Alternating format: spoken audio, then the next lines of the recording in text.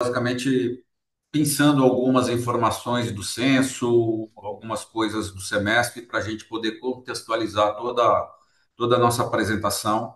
E no meio disso a gente vai batendo um papo e conversando e mostrando como a gente pode atingir esses objetivos aí.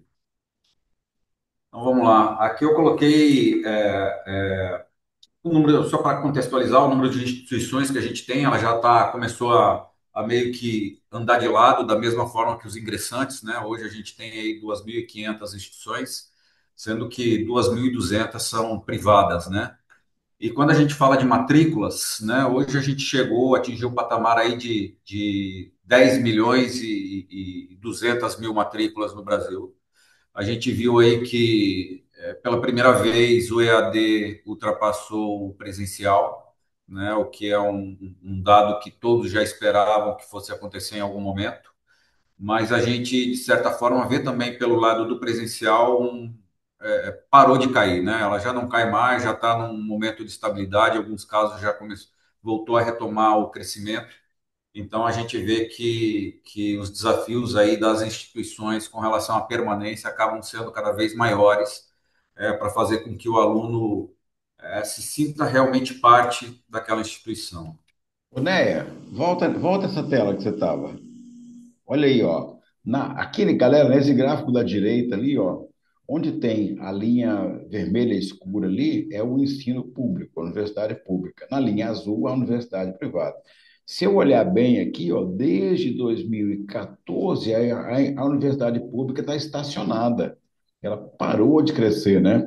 E o ensino privado, ele subiu ali, ó, da área de 5, 6 milhões para 8 milhões de alunos ano. Então, a responsabilidade hoje, tá, da expansão do ensino superior no Brasil, basicamente se dá pela educação privada. A educação privada no Brasil hoje está com 80% da base de alunos e apenas 20% na universidade pública. Por isso que eu entendo assim, a solução para você trazer e manter esse aluno dentro da base, ela é muito importante, porque você vai estar realizando uma função social e agregando para esse aluno a possibilidade de vencer na vida através da educação.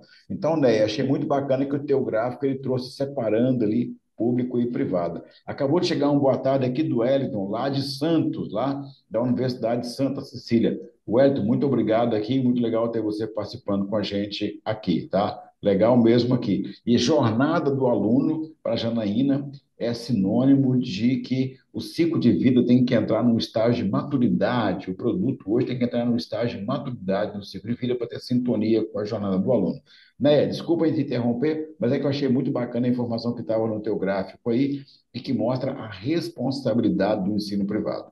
Vai lá. Tá? Tranquilo.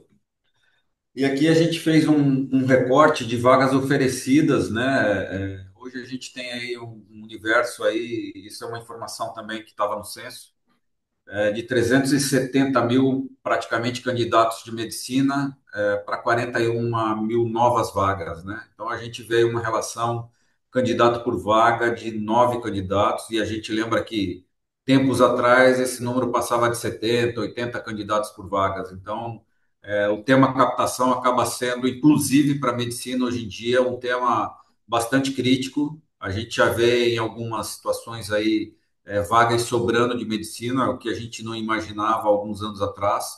Hoje já tem esse movimento de sobra de vagas. E aí, um curso que cresceu muito, a psicologia, ainda tem uma relação candidato por vaga aí acima de um, assim como o direito, que é o curso que sempre esteve entre os principais cursos de captação de aluno no Brasil. Então, a gente fez esse recorte só para dar uma contextualizada também, tá? E aqui é o que eu estava falando. Medicina, ela sempre faltou vaga de medicina, na verdade, né? Tinha muito mais demanda do que oferta. Hoje já está começando a complicar em determinadas regiões. Então a gente vê aí que houve uma ociosidade aí em 2024 de 3.200 vagas de medicina. É muita vaga quando você leva em consideração receita, né? A gente está falando aí de uma média aí de R$ 10.000 uma mensalidade de medicina. A gente está falando que a gente está abrindo mão aí de 320 milhões no ano de receita para medicina. Isso está na mão, né, das pessoas das instituições para fazer essa busca. Os demais cursos aí também têm uma ociosidade grande. Quando a gente pega uma média de todos os cursos, a gente tem uma ociosidade de incríveis 23%, de preenchimento, na verdade, ocupação de vaga de 23% para uma ociosidade de 77%. É muita vaga sobrando em todos os cursos no Brasil. Isso, de maneira geral, quando a gente fala presencial, EAD e todos os demais cursos, né? Não é. Né? Ó, complementando aqui, eu queria passar a palavra para o Amaro também, que o Amaro ele mexeu ali, ele está coçando para falar. Antes do Amaro falar, tá? Sim, eu sou sensitivo, Amaro, eu percebo, tá? Antes do Amaro falar, né, saiu um estudo agora do Bradesco, lá da BBI Bradesco, ali do Bradesco BBI, do Márcio Osako, e ele falou que é o seguinte: a gente tinha, pelo censo aí, 8% de vagas ociosas na medicina. Ele fez um rastreamento e fez contato com as instituições e ele colocou que em 2025 essa ociosidade na medicina privada está batendo em 14%, tá? Então, e o principal fator aí, quer dizer, claro, você tem uma hiperoferta, muitas vezes em pequenos e médios municípios, que você não tem uma população residente local ou no entorno necessária para poder ocupar essas vagas e com uma capacidade de pagamento relacionada, né? Então, o Bradesco deu esse alerta aí. Nós temos até regiões com 14% de ociosidade. Saiu agora há pouco um relatório do BBI Bradesco aí mostrando esse ponto. Então, acho que você trouxe uma questão fundamental, essencial, que é como que a gente vai entender esse novo ciclo da medicina, com essa quantidade de vagas, com a interiorização, né? E como é que você vai conseguir trazer para um pequeno ou médio município um aluno residente de mais distante com menor capacidade de pagamento. É fundamental isso. Amaro, querido, o que você ia querendo falar aí? Eu não te deixei falar. Agora é tua vez aí. Nada, fica à vontade. Na verdade, eu só ia comentar que, assim, existe, a gente sabe que existe essa dificuldade da captação, né? Realmente tem se tornado cada vez mais desafiadora. E por conta desse cenário de crescimento de vaga, né, a gente também tem notado que existe uma mudança de perfil de aluno, né? Agora, antes você tinha um aluno muito mais ali, o top da faixa de renda, né? Aquele cara que realmente tinha totais condições de arcar com os valores, com as mensalidades, né? A nossa taxa de inadimplência era bem menor. E hoje você vê uma mudança de perfil, né? O aluno que ingressa hoje no ensino superior, em especial na medicina, ele já entra ali com uma necessidade, né, de uma solução, como eu falei lá atrás, de um produto financeiro para poder permanecer no curso, né? O aluno que realmente ingressa, ele paga ali a mensalidade da matrícula e tenta diversas oportunidades para conseguir se manter, seja através de um financiamento privado, um financiamento público, né? Então, assim, a gente percebe que existe essa mudança, né? Antes você realmente tinha uma disputa maior, a demanda era muito grande, o candidato vaga era muito alto, e as pessoas que passavam por curso de medicina eram aquelas com um top de qualidade de ensino, né? Aquele cara que tinha ali faixa de renda muito alta, e existe hoje essa mudança de perfil, na medida que você vai abrindo mais vagas, que você aumenta mais a captação, os ingressantes hoje têm esse outro lado, né? Uma mudança de perfil financeiro muito grande, tá? Excelente, muito bacana. Eu até botei no chat aqui, ó. Atenção, galera, mudança no perfil do ingressante da medicina. Ele já chega com foco em tentar o financiamento para a mensalidade. E como a Mário muito bem colocou, ele pode tentar um financiamento público através do FIES, ele pode buscar uma classificação através de uma bolsa parcial ou integral do ProUni, ou ele pode buscar um financiamento privado, que é o que mais tem crescido. Na verdade, o financiamento privado no Brasil hoje é mais relevante do que o FIES e o ProUni somados. Devolvendo a bola aqui, então, para o Luiz Carlos Neia Júnior. Neia, desculpa ter interrompido aí. Imagina, aqui é um bate-bola e eu acho que a discussão fica mais rica dessa forma. É bem pontuado pelo Amar, a gente também percebeu isso aqui pelo lado do financiamento, o perfil do aluno realmente mudou. Antes a gente via só filho de médico e rico fazendo faculdade de medicina, e hoje não. Hoje a gente já vê uma classe C, até uma classe D entrando na medicina, e aí a gente vê o esforço familiar para que o aluno conclua seus ensinos, né, seus estudos, porque a gente vê avó ajudando, tio ajudando, parente, todo mundo ajudando, apostando na profissão daquele aluno. Então, a mudança está sendo sentido por todos e a gente tem que ficar atento a isso. Ah, então Seguindo aqui, deixa eu te fazer uma pergunta, então. A pergunta vale para você e vale para o Amaro. A família, o envolvimento da família faz parte da jornada também, então. Então, a instituição, ela tem que ter um relacionamento com o estudante e, em alguns casos, ela tem que ter um relacionamento com a família, inclusive. Ou eu estou enganado? exatamente, é isso mesmo, Vianney. A gente recebe procura de muitos pais aqui, enfim, parentes, pedindo ajuda, pedindo auxílio, que caminho deve seguir, porque realmente, quando a gente fala aí de uma mensalidade de medicina, a gente está falando algo em torno aí de 8 a 10 salários mínimos, dependendo, o curso que ele está fazendo, né? Então, a gente sabe que é uma renda um tanto quanto fora da curva média do Brasil, né? Em Bacana, razão disso, excelente. faz-se necessário qualquer tipo de apoio. Tá. Amaro, querido, como é que é essa questão de você lidar, além do aluno, lidar com a família do aluno?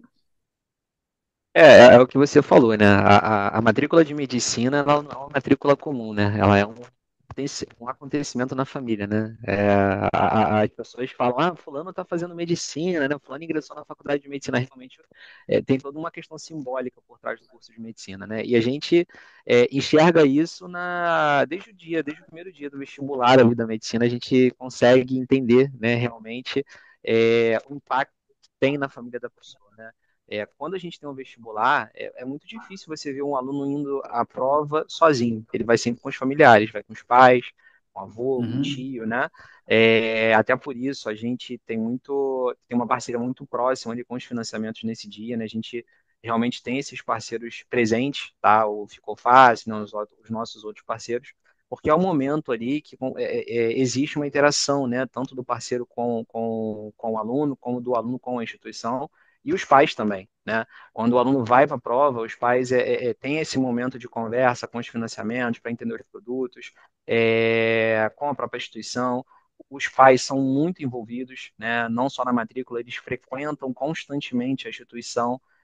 Então, assim, realmente existe toda uma parte relacional com os familiares, né? E, assim, por toda essa mobilização que a gente vê da família querendo ajudar, os produtos financeiros, né, em especial o Ficou Fácil, ele possibilita o aluno ter até 4 fiadores, né, como garantidores ali para adesão ao financiamento. E como a gente vê a família toda mobilizada, muitas vezes você vê o aluno com 3, 4 fiadores, né, o tio, o avô, a mãe, o pai, todos eles entram como garantidores para que o aluno consiga, né, fazer adesão ao produto financeiro e permanecer no curso. Então, de fato, esse relacionamento com os familiares ele é sempre muito importante. Ou seja, é uma matrícula solidária. Exatamente. Muitas vezes sim, muitas vezes sim. Ah, excelente. Devolvendo a bola, então, aqui para o Luiz Neia Júnior. Vamos lá. E aqui demonstra o que a gente está falando, né? De 2014 para 2024, os recursos do FIES reduziram em 88%. Ou seja, a gente teve um boom até 2014 do FIES e depois disso, cada vez mais veio diminuindo o orçamento para essa finalidade e a gente vê que realmente há necessidade de alternativas financeiras para que o aluno possa ingressar na faculdade, possa concluir seu curso. Hoje a gente tem 155 milhões de FIES só na praça, de bolsa, né, sendo ofertado, 155 mil alunos, desculpe, com esse benefício do FIES, o que é muito pouco diante das 10 milhões de matrículas que a gente tem. Né? Então, quando a gente faz esse tipo de relação, a gente percebe que ficou difícil, está ficando cada vez mais difícil para o aluno ingressar na faculdade. E Vianney aí, que é um dos criadores aí, o que implantou o EAD no Brasil, sabe muito bem qual é a importância de você dar acesso, ter acessibilidade ao aluno de todas as formas, seja ela na metodologia de ensino, ou seja ela na forma de pagamento e como ela vai poder acessar a faculdade. E isso, infelizmente, a gente tem visto que os governantes não têm dado muita atenção. Tá? E desses 155 mil, apenas 17% são da medicina. E aí tem uma explicação lógica, né? Tanto o FIES como o ProUni, eles têm os seus critérios de concessão desses benefícios, né? E na grande maioria das vezes a renda não se enquadra nesse critério. Por esse motivo, eles acabam migrando para o financiamento privado, que é a forma que eles têm de acessar. Aqui também ingressantes, aqui a gente fala de ingressantes, que é aquilo que o Vianney colocou na postagem dele de hoje, né? A gente já vê que os ingressantes estão andando de lado aí praticamente nos últimos 2, 3 anos aí, e a gente não vê nenhum tipo de movimentação contrária a isso. Hoje, 79% desses ingressantes estão matriculados, das matrículas estão na graduação privada, no ensino superior privada, e 70% dos ingressantes também estão ingressando na privada. Então, a gente está muito em linha do que o Vianney colocou ali no início, quando eu coloquei o slide: 80% dos alunos hoje estão matriculados praticamente nas privadas, né? Então, a gente tem esse movimento cada vez mais voltado para as privadas, e as públicas elas estão praticamente estagnadas na entrada de alunos. Evasão é outro tema que preocupa. Aqui, esse dado é no censo, mas pelo que a gente anda por aí, a gente vê que esse dado é muito maior, né? A gente não, da mesma forma como o Vianney bem colocou, a respeito de um estudo do Bradesco, em que as vagas de medicina vão sobrar cada vez mais. A evasão também, eu não acredito que seja só esse número que o INEP colocou no censo de 17,5% para as instituições privadas presencialmente. Tá? Né, Então, se me permite, essa questão da evasão tem dado muita polêmica, tá? Porque a medida da evasão, ela é completamente diferente entre presencial e EAD, e ela é completamente diferente dentro da hierarquia dos cursos. Por exemplo, o curso com menor evasão, paradoxalmente, é o mais caro de todos, que é a medicina. Os cursos com maior evasão são os mais baratos, que são as licenciaturas, tá?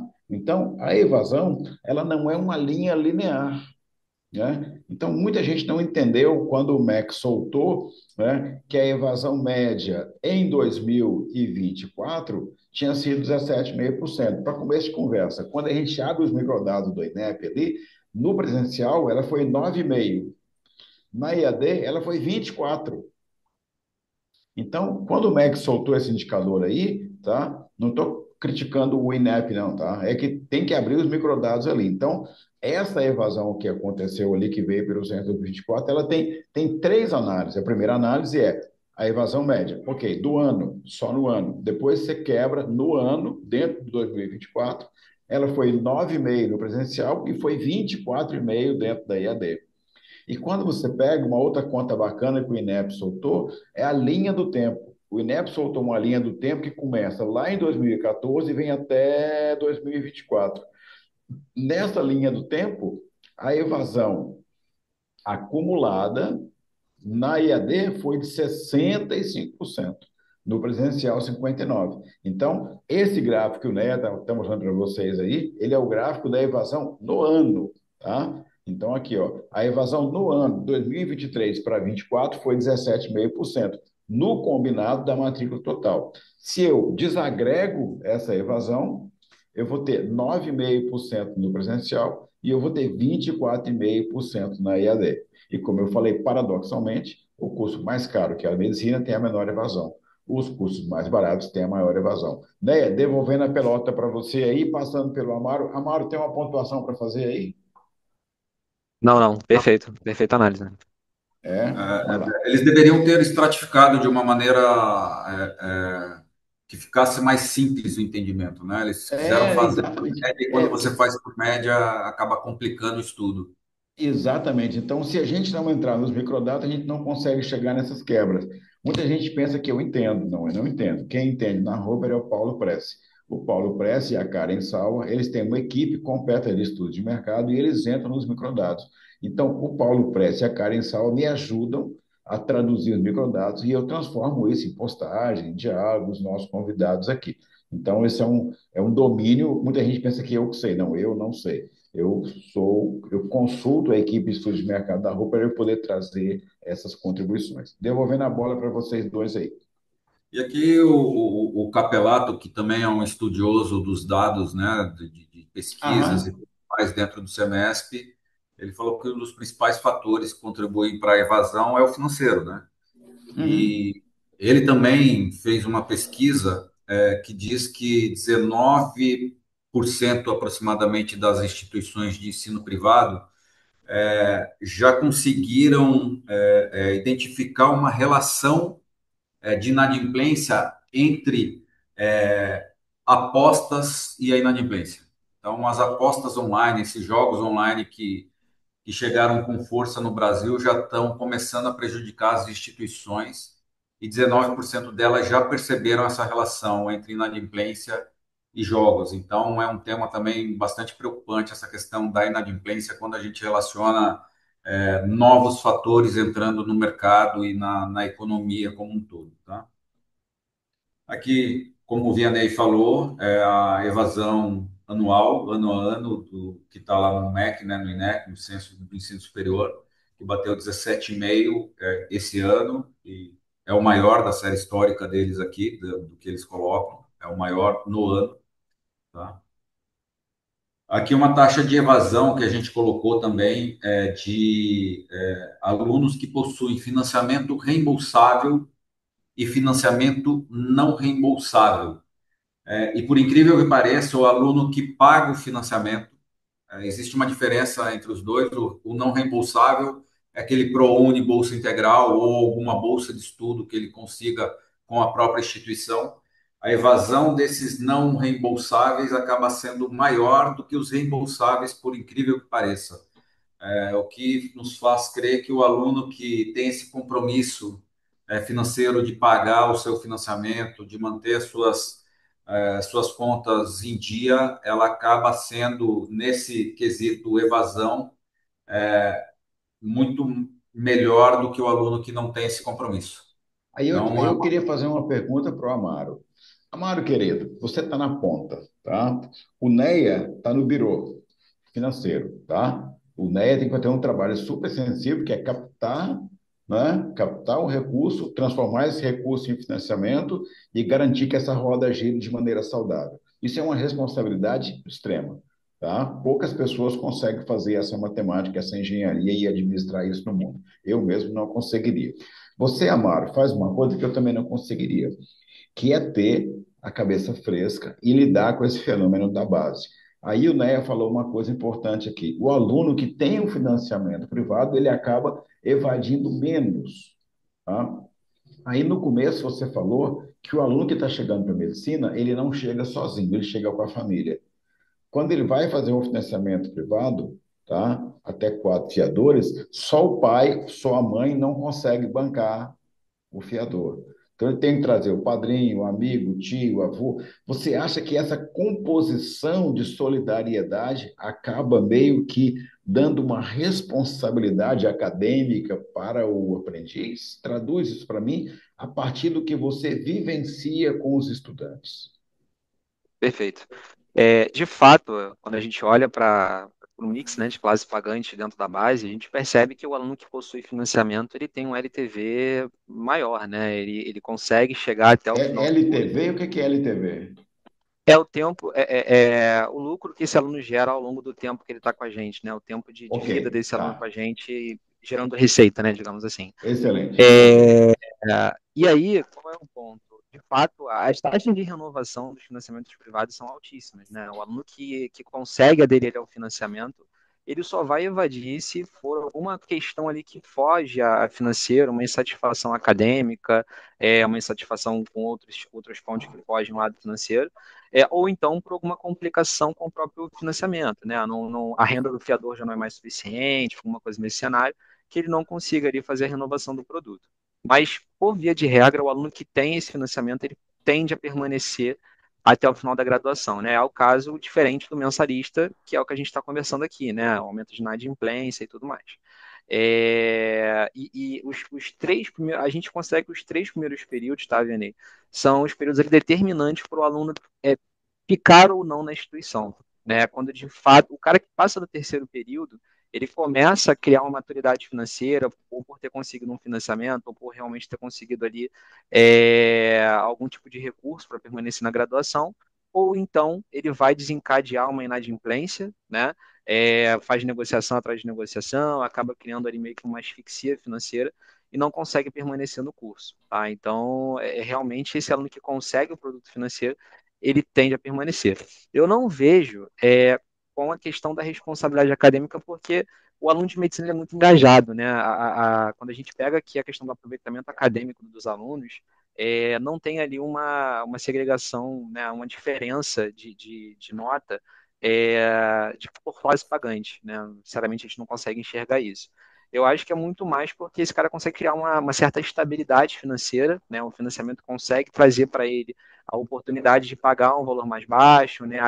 Que se encaixa ali na renda familiar, na renda dos fiadores e faz com que ele permaneça, né? Por isso que é importante que as instituições elas tenham esses produtos financeiros, né? Cada um dentro da sua particularidade. Como eu falei, o Ficou Fácil tem a possibilidade da inclusão de até quatro fiadores, outros financiamentos não têm. Financiamentos, às vezes, que tem menos fiadores, né, o limite de fiadores, mas tem uma taxa de juros menor. Então, essa pluralidade de financiamentos na carteira, isso é importante porque você dá a possibilidade do aluno escolher, né, o produto que se encaixe melhor para a situação dele. Então, isso tudo acaba, né, fazendo com que esse cara consiga chegar ali no final do curso, tá? Excelente, né? Devolvendo a bola para você aí. E complementando, o diagnóstico que a gente faz com relação ao sistema de evasão, que a gente tem percebido aí ao longo das nossas caminhadas aí, é que existe alguns descompassos entre o que é falado e o que é de fato ofertado na ponta para o aluno, tá?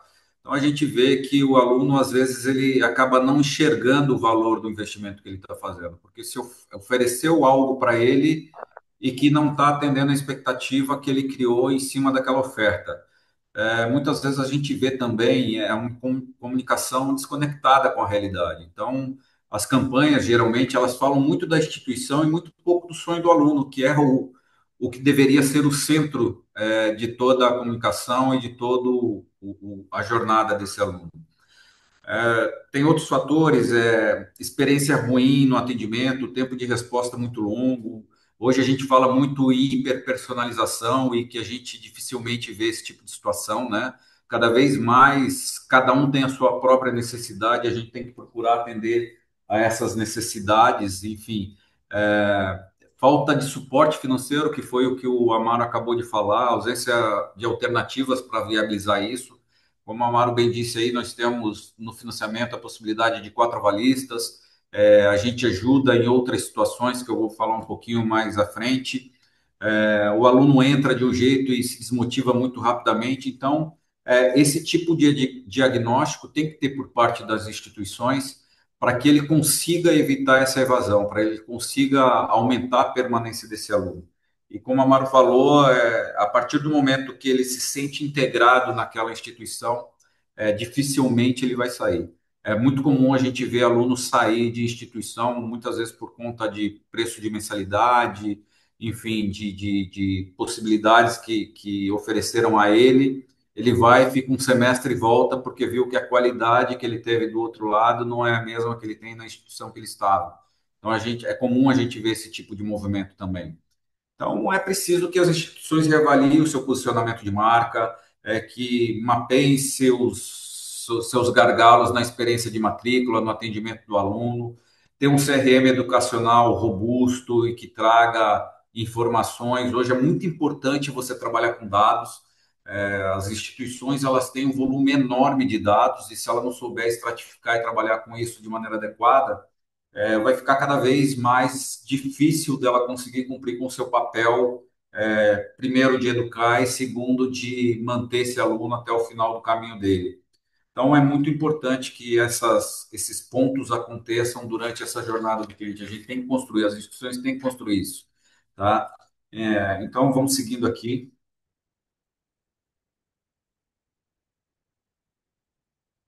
Entrando um pouquinho rapidamente no tema da inadimplência. A inadimplência no primeiro semestre de 2025, por porte de ESES, foi uma pesquisa que a gente viu com atrasos superiores a 30 dias. Instituições de pequeno porte com até 3 mil alunos, 12%. médio porte de 3 a 10 mil alunos, 8,6%, e grande porte, 10 mil alunos, 8,49%. Isso demonstra um pouquinho do que eu estava falando agora, quando você consegue, muito provavelmente as grandes instituições com acesso a mais dados e conseguem usar esses dados a seu favor, elas conseguem, de certa forma, trazer para dentro da sua jornada uma possibilidade de fidelização maior desse aluno. E quando a gente fala em inadimplência, e aproveitando algumas coisas que a gente tem também, hoje, e é um dos sucessos que a gente tem tido lá com o pessoal da Edux, a gente consegue, Vianney, hoje, é muito comum, é constante no ensino superior que o aluno faça sua matrícula e ele fique o semestre inteiro sem pagar, né? Então isso vai prejudicando o fluxo de caixa, vai prejudicando uma série, desencadeia uma série de problemas dentro da instituição. E quando chega lá no final do semestre ou quando ele vai se matricular, é que ele dá um jeito de resolver essa situação para poder matricular, ou às vezes nem consegue fazer esse processo e aí tem que evadir, acaba por evadir. E aqui no financiamento, a gente entendeu essa necessidade das instituições e dos alunos. O que que a gente fez? A gente criou um produto aqui que a gente financia retroativamente. Então, eu pego aquele aluno que chegou para a instituição e fala assim, pô, a instituição chega para mim, eu estou com um aluno aqui que está com 4 parcelas vencidas, você consegue me ajudar? A gente retroage, faz esse financiamento para o aluno, ele fica em dia com a instituição e consegue levar a vida dele dali em diante normalmente. E esse produto eu não consigo retroagir só dentro do semestre. A gente analisa caso a caso, se o aluno evadiu por questão financeira e ele quer voltar a estudar, eu consigo retroagir a semestres anteriores também. Então, eu resolvo Caramba! essa situação do aluno com a instituição e ele destranca a matrícula dele e volta a estudar com a instituição. É uma forma de reter esse aluno, de captar esse aluno novamente para a instituição. Então, a gente faz esse Tá, trabalho Onéia, só te bastante. fazer uma pergunta aqui. Isso envolve uma análise de risco, tá? A gente tem, entre os fatores de abandono, de evasão, a evasão, por motivo financeiro, ela é a mais declarada, o que não quer dizer que ela é sempre verdadeira. Muitas vezes Exato. o aluno declara uma impossibilidade material de amortização ou de pagamento, mas ele tem, na verdade, uma insuficiência de adaptação ao método, inadequação à carreira que ele escolheu, uma dificuldade de aprendizagem. Então, como é que você minimiza o seu risco ao você estabelecer crédito, inclusive para quem tem uma inadimplência maior ou já estaria numa situação de evasão? Como é que você vai minimizar esse risco para fazer uma operação dessa? Porque é uma operação socialmente muito bacana, mas ela exige uma matemática de análise creditícia muito profunda, né? Exatamente. A gente trabalha com dados, né? Uhum. Existe um termo técnico que a gente chama dentro do crédito chamado behavior, que é a gente entender o que a gente tem dentro da nossa carteira, o passado daqueles alunos que estão dentro da carteira, para que a gente construa modelo de crédito em razão disso, para evitar que isso aconteça. Só para você ter uma ideia, a minha inadimplência hoje ela está em 5,2%, muito menor do que a inadimplência de uma instituição de ensino. Então a gente consegue, e eu tenho apartado também esse estudo desses alunos que a gente está fazendo retroativo. Porque isso a Tá. gente começou, tem três semestres que a gente começou a fazer isso. Então, eu tenho separado isso para acompanhar a maturidade dessa carteira e ver o que, que ela vai me representar lá na frente. Se a gente vê que é um produto que vai causar problema para a gente lá na frente, a gente vai ter que rever a estratégia. Mas até então, os dados que a gente tem, preliminares, a gente entende que isso não vai afetar significativamente esse percentual que eu tenho de 5,2% de inadimplência. Ou seja, Então, não dá vai para a gente, contaminar, não vai contaminar a saúde da sua operação. de maneira alguma. De Tá, então maneira agora eu alguma, vou até porque o devolver. volume disso não é tão alto, né? Tá, então eu vou devolver a bola para o Amaro agora aqui. Amaro, querido, como é que você lida na prática com a situação de um aluno que tem rendimento acadêmico e que já está entrando em uma inadimplência prolongada ou em risco de evasão, e um aluno que, na mesma condição de inadimplência ou risco de evasão, não tem um desempenho acadêmico considerado satisfatório pela instituição? Como é que você lida com esses dois alunos, Amaro? É, Vianney, a gente, nesse trabalho de retenção que a gente faz, né, você tem muito a questão do preventivo também, né, que você analisa a sua base e vê aquele aluno que já tem uma alta propensão a evadir, né, e a gente avalia a propensão exatamente com a questão do acadêmico, né, essa performance acadêmica é um fator que é relevante para a propensão à evasão, e a inadimplência também. Então, na medida que a gente enxerga que um aluno já está ali mostrando, né, que está tropeçando um pouquinho no pagamento das mensalidades, está criando uma inadimplência, a gente já entra com essa oferta dos financiamentos, né, justamente para poder sanar a dívida do aluno e que ele consiga permanecer no curso, né, utilizando o financiamento e que ele possa se formar ali com a utilização dele. No caso do aluno, a sua pergunta foi o aluno que tem baixo rendimento e alto rendimento, certo? As duas, que são dois tratamentos diferentes. Perfeito. O aluno que tem um alto rendimento acadêmico, certamente a gente vai tentar não, a gente vai potencializar esse cara, né? O aluno que tem o alto rendimento acadêmico e está ali mostrando inadimplência é o cara que a gente quer potencializar, porque realmente queremos aqui alunos que, né, têm todo o potencial acadêmico. A gente não deixa de olhar para quem tem o baixo aproveitamento acadêmico também, tá? Mas a gente acaba sendo priorizado aquele cara que tem uma faixa de rendimento mais alta, tá? E aí, assim, a gente fala muito aqui, estava falando muito do trabalho de retenção, mas como o Luiz bem trouxe aí, esse método do Ficou Fácil de ajudar na inadimplência, ele é fundamental na nossa renovação também, né? A gente tem aluno que chega no período de renovação com dívida muito alta, e que por muitas vezes ele não tem ali o valor necessário para negociar, né? O valor para dar uma entrada, o parcelamento muitas vezes não se encaixa, e aí o financiamento, no modelo de pagamento no dobro tempo de utilização, ele acaba sendo uma jogada ali que a gente consegue reverter, né? Esse cara que poderia vir a não renovar, evadir do curso, a gente consegue reverter e trazer de novo para o jogo. Então, esse método, né, de cobrir inadimplência que o Ficou Fácil tem, ajuda demais, né, na manutenção de base e também nessa renovação, tá? Então, realmente é um Excelente. golaço aí. Muito bacana, né? Vou devolver a bola para você. Nós estamos caminhando já para a parte final aqui. Eu tenho perguntas aqui no QIA do Marcos Gama e eu tenho perguntas no chat. Então, eu queria pedir uma gentileza. Quem fez pergunta no chat, repete a pergunta no QIA, que aí a gente não tem que procurar a pergunta, tá? Assim que o Ney acabar a explanação dele aí, nós vamos responder todas as perguntas. Mas me ajuda. Pega a sua pergunta e coloca dentro do QIA que facilita para o Amaro e para o Neia verem as perguntas. Neia, prometo não te Ok. interromper até eu acabar. Não, tranquilo, Vianney, fique à vontade. E eu vejo, a gente vê aqui o papel do financiamento estudantil privado. Ele deve ser uma parte da jornada de captação e permanência do aluno, ele deve ser um tema estratégico dentro da instituição. Não apenas o que a gente tem que mudar um pouquinho a forma como isso é colocado para o aluno. Isso é muito comum, não só nas instituições, no mercado financeiro de maneira geral.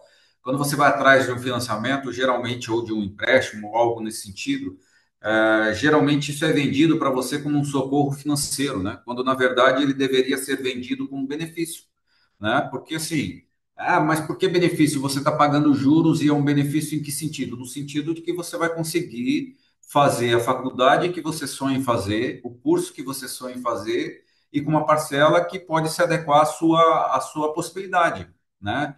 O que não acontece se ele não tiver. A gente sabe, a gente está falando muito aqui do tema de medicina, mas para muitos, pagar um curso de direito é penoso, pagar um curso de enfermagem, de psicologia, qualquer curso que seja, cada um tem suas possibilidades e suas necessidades. Então, a gente tem que entender o momento de cada um. A gente está conversando muito de medicina porque é um curso de um valor agregado maior e tudo mais, mas a gente faz um volume muito grande de financiamento de demais cursos aqui. A gente não trabalha só com medicina. Medicina é, sim, um produto importante para as instituições e para o financiamento, ok? Mas os demais produtos, os demais cursos, a gente também atua de forma muito responsável também. O time de vendas ele tem que ser cada vez mais treinado como um time consultivo e não meramente um vendedor. Ele tem que prestar uma consultoria para o aluno, para a família, como a Maro falou, que as famílias estão sempre muito presentes, isso é uma verdade, a gente vê. nos eventos das instituições que os pais estão juntos, irmãos menores juntos.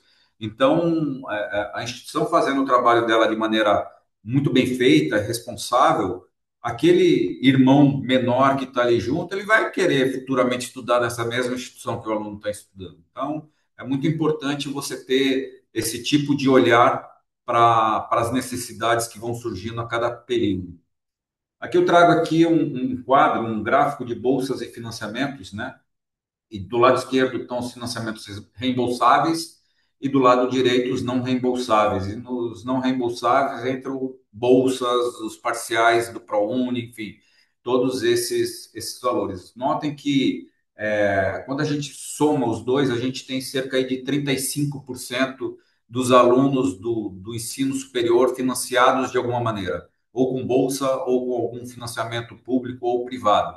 E quando a gente fala dos reembolsáveis, que é onde se enquadra o ensino, o financiamento privado, né? O percentual é muito baixo ainda. Então, a gente tem aí uma possibilidade muito grande de dar esse acesso às instituições. A gente está falando aí que hoje a gente tem 1% de alunos com financiamento privado, 0,8% com FIES e 0,2% com outros programas de governo, outros programas públicos. Só que a gente vem vendo constantemente que o ensino, o financiamento privado, ele vem crescendo, ainda de maneira muito tímida, mas ele vem crescendo bastante.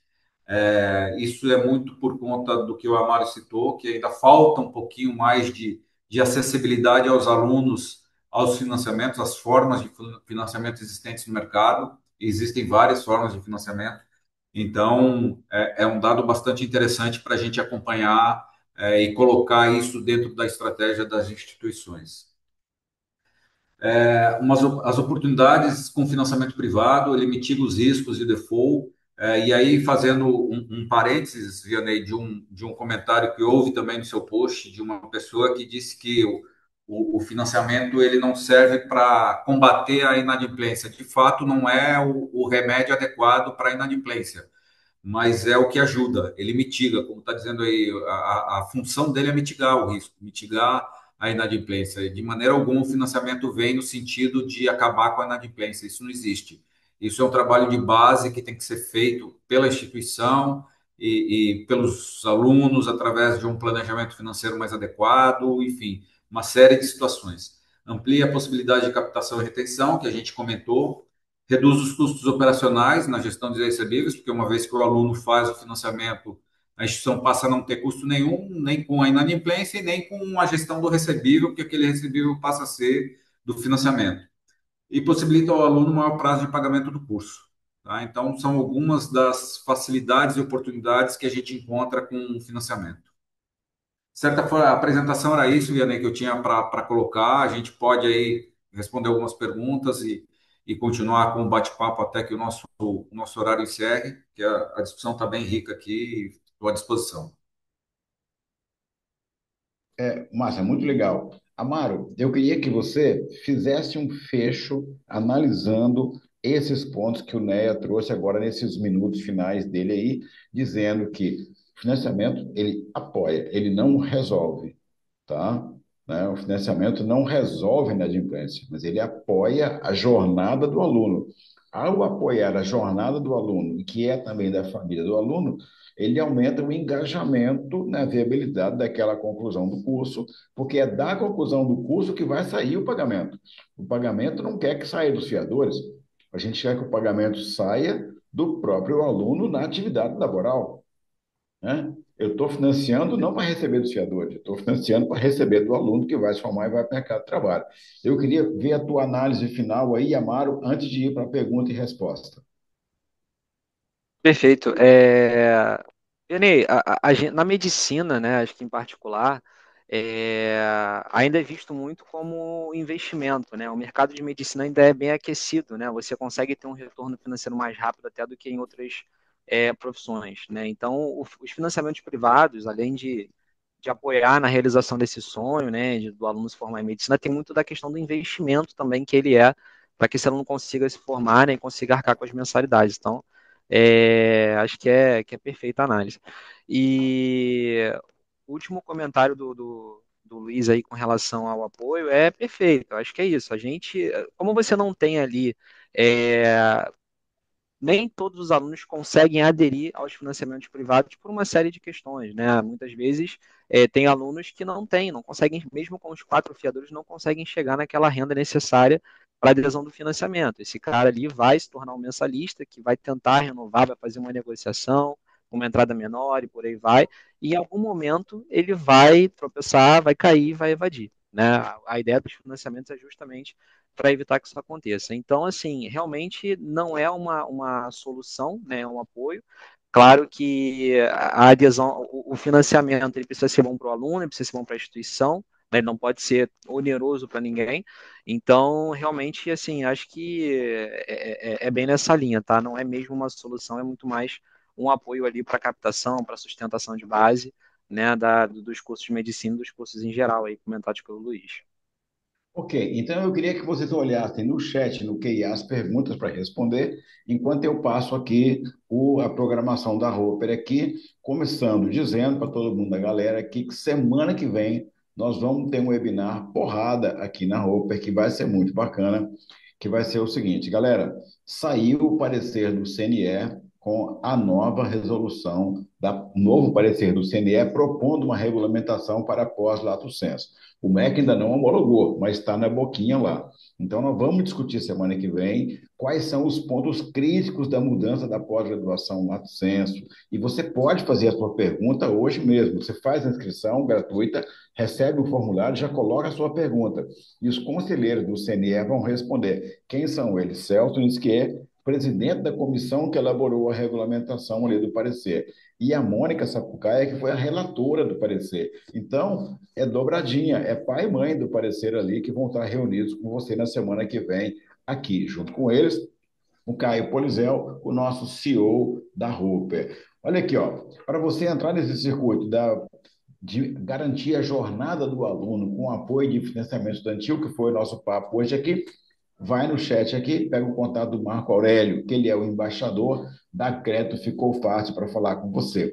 Também aqui eu tenho o contato aqui do Fábio Cesp, que ele é o diretor da Liceu, que é um sistema acadêmico digital que está em 400 operações no Brasil e que transforma toda a sua operação na palma da mão do aluno, da captação desse aluno até o diploma digital. Fala também com a Ariane Valieri, da D2L, ela vai te explicar como é que o Brightspace funciona. O Brightspace é um LMS de classe mundial, ganhou o prêmio ano passado no mundo inteiro, melhor LMS do mundo. Ele tem tudo que o Mac te pede hoje: rastreabilidade, controle de frequência, atividade síncrona, atividade assíncrona, está tudo dentro do LMS. A Ariane Valieri vai te explicar. E o Diogo Fonseca é o CEO e founder da Princípia.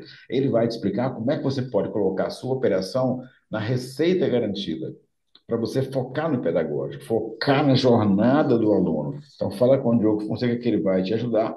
E agora, a Roper tem uma consultoria completa para você, desde captação e até a permanência, um time completo. Nós temos aqui a Thalita, o Leonardo Spain, a Daniele Piazzi, a Gidel, a Sibeli Schutter, para te ajudar nesse procedimento de garantir uma jornada bacana, desde captação, redenção, conversão, até mesmo o alumni depois. Galera, para você falar com a Roper é super fácil. O Samuel Tracy, que é o nosso diretor comercial, você vai no site da Roper, ele está lá te esperando, ou você passa um e-mail comercial@roper.com.br. Devolvendo a bola aqui, então, agora para o Neia e para o Amaro, para responder as perguntas. Muita gente perguntou para mim: o vídeo vai estar disponível? Vai. Que hora? Brevemente. Até o pôr do sol já vai estar no ar e nós vamos mandar o link para todo mundo, tá certo? Então, até o pôr do sol, tá? Lembra do filme do Shrek, lá da Fiona, lá? Então, pôr do sol, aqui vira para ficar permanente o replay do webinar. Neia e Amaro, começando pelo Neia. Neia, do que você viu das perguntas aí, dá uma resposta bacana para esse pessoal aí. Tem duas perguntas aqui, uma do Marcos Gama, perguntando se é só para superior ou se atende instituições de ensino técnico. Não, Marcos, nesse momento a gente faz só superior, incluindo graduação, pós, mestrado e doutorado, tá? O ensino técnico a gente ainda não faz. E da Gabriele, ela pergunta o critério de necessidade do fiador do financiamento, se é uma regra única ou personalização por rate ou curso. Não, a regra é única, Gabriele. É obrigatório ter pelo menos um fiador terceiro. Por que eu falo terceiro? Porque como a gente aceita até quatro, tendo um terceiro, o próprio aluno, em caso de ele ter renda, ele pode entrar e compor essa renda também. Mas é obrigatório até pelo menos um terceiro. E o critério de renda é duas vezes o valor da mensalidade em renda. Então, se o curso vale 1.000, custa 1.000, ele tem que ter 2.000 de renda comprovada. Tá? Então, esse é o critério único, a gente não altera em razão de curso ou de aluno, nem, nada nesse sentido. Muito bacana. Ludmila perguntou: material será disponibilizado? Sim, Ludmila, material disponibilizado. Já falei, até o pôr do sol vai estar no ar para você o replay aí e compartilhar com todo mundo da faculdade. A Rose perguntou se aqueles dados que o NEA mostrou incluíam presencial e AD. Sim, são os dados Sim. totais do censo. São os dados do censo do ensino superior, tá? Muito bacana aí, tá? A Elis Cristina, ela comentou aqui, né, que ela concordou com vocês, que ela observa a mudança do perfil do ingressante a cada semestre. O Amaro falou, o Né falou, e a Elis comentou aqui que ela também sente essa mesma questão aí da mudança do perfil do aluno a cada semestre. Entrou mais uma questão no QIA aqui, tá? E do Ah, o Marcos, Marcos Gama, ele quer saber se tem algo para o futuro em fazer. Marcos, a gente está analisando algumas possibilidades, sim. Nesse momento, a gente está debruçado num piloto que a gente está iniciando com uma instituição, mas como trata-se de crédito, o piloto ele demora um pouquinho mais do que um piloto de um produto normal, né? Porque a gente tem uhum. que ver maturidade de carteira, tem que ver uma série de situações. Então, a gente está iniciando um piloto para que vocês saibam com EAD. A gente vai fazer um teste com EAD que vai mudar, né? Vai ser híbrido, vai ser semipresencial, sei lá o nome que vai ser dado, com um novo marco, mas a gente está iniciando o piloto agora por 2 anos. Isso foi definido estrategicamente para a gente ver a maturação dessa carteira e ver se ela não vai ter muito susto, muito soluço, como tem essa previsibilidade de EAD. Prova que ninguém faz o financiamento de EAD, mas a gente vai fazer um teste, tá? Mas a possibilidade do ensino técnico, sim, a gente analisa. A gente está estudando algumas possibilidades no ensino técnico, algumas possibilidades em intercâmbios, que muitas instituições têm a parte de internacionalização, então a gente está analisando esses fatores também. E Ó, para e colocar o aqui Marcos só. Gama não deu, o Marcos Gama está no teu pé. Ele falou: eu posso ser o teu piloto. Eu também quero ser Não, o teu piloto. do Ele EAD já foi botou. definido, o EAD já foi definido em parceria com o investidor do fundo, que é o Santander. Então a gente já Aham. definiu quem vai ser a instituição que vai iniciar esse piloto. Ó, E mas só o para Marcos dar Gama quer falar contigo. Ele botou o telefone no chat. Eu já copiei e já te mandei o telefone dele. Tá? combinado, obrigado, Diego. Ao Obrigado. vivo, aqui não tem pergunta combinada e não tem para depois, é ao vivo e a cores, tá?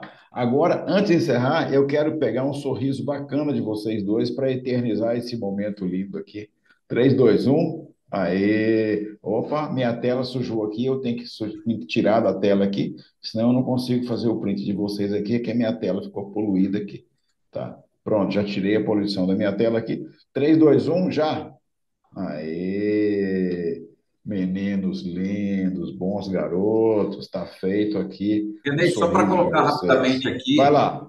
só para colocar rapidamente algumas informações a respeito da nossa parceria com a Edux. A gente iniciou a parceria agora no 2025.1. A gente iniciou a operação mais ou menos em março, não foi no início do semestre. A gente já tinha Aham, passado o período grande de matrícula deles, mesmo assim, nós fizemos com os alunos deles 69 contratos em 25.1, dos quais quase todos foram renovados para 25.2.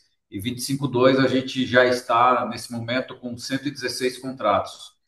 E só para contextualizar também, que eu estava falando do financiamento retroativo, nós iniciamos em 25.1. Só que eu tenho 4 alunos deles financiados em 24.2, que foi retroativo, que aham. tinham evadido e voltaram a estudar. E por incrível que pareça, eu tenho um aluno de 23.2. Ou seja, eu retroagi aí 2 semestres, 2 anos, praticamente, 4 semestres, para que esse aluno pudesse voltar a estudar. Então, mais uma vez, eu reforço que a gente está aqui para ajudar as instituições no que for possível, tá? Não sei se já está encerrando para fazer um fechamento aqui, mas eu queria me colocar à disposição de todos vocês. Tá. Né, querido? Então, o que eu queria que você fizesse? O Marco Aurélio, que eu falei para vocês, trabalha com NEA, tá? Então, você pode pegar no chat aí, eu vou pedir para colocar de novo aí o telefone do Marco Aurélio aí, colocar o contato do Marco Aurélio aí, para ele poder ser a tua porta de acesso ao NEA, tá? Então, Marco Aurélio é o degrau para você conversar com o NEA e estabelecer essa parceria aí. Então, o Marco Aurélio, o crédito ficou fácil. Está ali o e-mail do Marco Aurélio aí para você poder fazer esse contato. Marco Aurélio veio para o Financiers aqui em Floripa, foi muito bacana. A gente fez uma dobradinha bacana aí. O pessoal do Financiers aí, ó, o ano que vem tem que dar um desconto para o stand da Ficou Fácil, tá? Porque ficou muito escondido lá no fundo. Eu sou testemunha, então o ano que vem eu quero uma, uma negociação melhor aí para o stand da Ficou Fácil, tá? Amaro querido, Neia querido, para a gente poder fechar isso aqui foi muito bacana. Lotou a sala, foi muito bom. O pessoal agora já está saindo, porque deu 4 horas, o pessoal já começa a sair. Quando a gente teve aqui, olha, quase 200 pessoas conectadas entre quem entrou e saiu. Vou mandar o relatório para vocês depois. Muita atenção, o pessoal respeitou muito vocês dois. Essa é uma solução que está sendo demandada pelo mercado, tá? E eu tenho certeza do sucesso acadêmico da Edux e do sucesso da operação da Crédito Ficou Fácil. Então, eu acho que é uma dobradinha bacana e que pode ser a dobradinha para a sua instituição também. 30 segundos para cada um de vocês aí, uma palavrinha final aí. Quem começa? Para o ímpar. Pode Começo você começar aí, mesmo. Mário. Vai lá. Boa. Bom, pessoal, só agradecer aqui pelo convite, Vianney, time da Roper, ficou fácil. Acho que é um momento aí muito importante para a gente ter essas trocas de práticas, né? Um momento de enriquecimento para o dia a dia. Feliz aí pela parceria que a gente tem com o Ficou Fácil. De fato, é um parceiro que emplacou aqui com a gente, que ajuda demais na captação, na manutenção de base. Esse último ponto que o Luiz trouxe agora, né? Inclusive na PDD, um recebimento de duvidosos, valores de dívidas antigas, né? Que a gente podia até não receber, que o Ficou Fácil ajuda nessa recuperação financeira. Então, realmente é uma parceria de múltiplos ganhos. E é isso, pessoal. Muito obrigado aí pelo espaço. Excelente, muito bacana. Mandou a fotinha lá pro Silvio? Mandei sim. É isso aí, tem que Depois eu mandar, te tem que encaminho aqui mandar. o retorno dele, pode deixar. Muito Bom, bacana Vianney, eu mesmo, muito bacana. quero mais uma vez agradecer aí a oportunidade, o convite que fizeram. A gente vem fazendo um trabalho junto aí ao longo desse 1 ano e meio, praticamente aí junto à Roper, apoiando a Roper, apoiando as instituições que são filiadas à Roper. Então a gente está à disposição de todos. E só para concluir, eu queria dizer que, em cima, fortalecer o que a gente falou, né? Alguns pontos que a gente falou. A gente acredita que para resolver esse problema de captação e retenção, que era o tema, a discussão principal nossa aqui, a gente precisa ter um olhar para o aluno, pensar o aluno como cliente, como pessoa, principalmente como pessoa, não só como um cliente ali na frente. Tem que construir uma jornada que una para ele acessibilidade financeira, propósito de vida, que una a experiência de valor, que é muito importante. Ele tem que enxergar valor no serviço que a gente está oferecendo para ele, que as instituições oferecem, enxergar o financiamento privado como uma ferramenta estratégica e não apenas como um meio de pagamento, e é o que pode sustentar o crescimento da EAS. Isso ajuda bastante a sustentar, porque as pesquisas comprovam que a evasão de alunos com financiamento é muito menor, principalmente num cenário de restrição pública, né, de financiamento público e de cada vez mais alta competitividade no mercado. Né? Em todos os segmentos a gente tem visto isso. As instituições de ensino superior, elas têm aí enfrentado diversos desafios. Agora a gente tem aí uma leva de influencers, né, tomando um pedaço desses alunos das instituições com cursos online, com curso disso, curso daquilo outro. Alguns chegaram até a falar que o ensino superior não é necessário, enfim, fizeram uma série de ponderações que não foram muito legais, mas que acaba afetando de alguma forma o nosso público. Então, esse é o recado que eu queria deixar para vocês. Contem aí com a gente para o que precisarem. Galera, qual que é o meu recado? O meu recado é o seguinte: o que o Neia falou, eu assino embaixo. O que o Amaro falou, eu assino embaixo. Pronto, falei. É isso aí. Ó, ensino superior transforma. O aluno que completa a jornada, ele vai viver mais, que é o que as pesquisas mostram. Ele vai ser mais feliz, que é o que as pesquisas mostram. E ele vai ganhar mais do que quem parou no ensino médio ou quem evadiu. Então, quando você realiza o propósito junto com o aluno, dele concluir a jornada dele, tudo que você fez é virtuoso. No acadêmico, no atendimento, no gerenciamento do estágio, na colocação das atividades que ele precisa fazer. E se ele não tem a capacidade plena de pagamento durante o curso, ele consegue obter o financiamento, ele completa a jornada com uma evasão menor do que a dos colegas de outros financiamentos, que não têm o compromisso da reciprocidade, e ele vai fazer essa amortização. Então, isso é um projeto muito bacana. Eu tenho assim o orgulho danado de ter essa parceria da Crédito Ficou Fácil e da Edux, que eu até hoje eu não consigo chamar Edux se não for de Estácio do Armário. Você pede desculpa lá depois, pô, o Vianney pediu desculpa, ele não consegue chamar Edux de Edux, ele chama Edux de Estácio, tá? Nada, Mora a gente cresceu, Vianney, mas a essência ainda é Estácio, né? mora no meu coração, então você pode dizer para todo mundo lá que a Estácio mora no meu coração, e para quem não sabe, fica sabendo agora, a comissão de credenciamento do MEC para IAD, eu era o coordenador da comissão, isso foi em 2004, 2005, lá no Terra Encantada, lá no Rio de Janeiro. Beijo para todo mundo, ficamos por aqui, né, querido? Vai lá, Só um último convite para o pessoal vai aí. lá. Acredito que a maioria das pessoas dos presentes aqui que conhecem a Roper já devem ter ouvido falar ou já foram, mas para os que não foram ainda, gostaria de convidá-los para participar do Prodese, que é um evento sensacional, um evento em que as discussões, essas discussões que o Vianney traz nos webinars aqui semanalmente, muitas vezes eles estão presentes lá e são infinitamente ricos em termos de conteúdo, em termos de network que a gente faz com as instituições. Então, quem puder e tiver a oportunidade de ir, vá, que vale muito a pena. 26, 27, 28 agora de novembro em Foz do Iguaçu, etapa presencial do Prodesp. Vai no site da Roper, faz a tua inscrição e eu encontro com você lá. Beijo, abraço, ficamos por aqui. Tchau, galera. Tchau, 270 até mais. inscritos, hein? Obrigado. Bacana, top total Abraço. aí, ó. Neia, arrasou. Um Amaro, abraço. arrasou. Tá? Show. Parabéns para vocês. Tchau. Até Abraço, mais. pessoal. Tchau.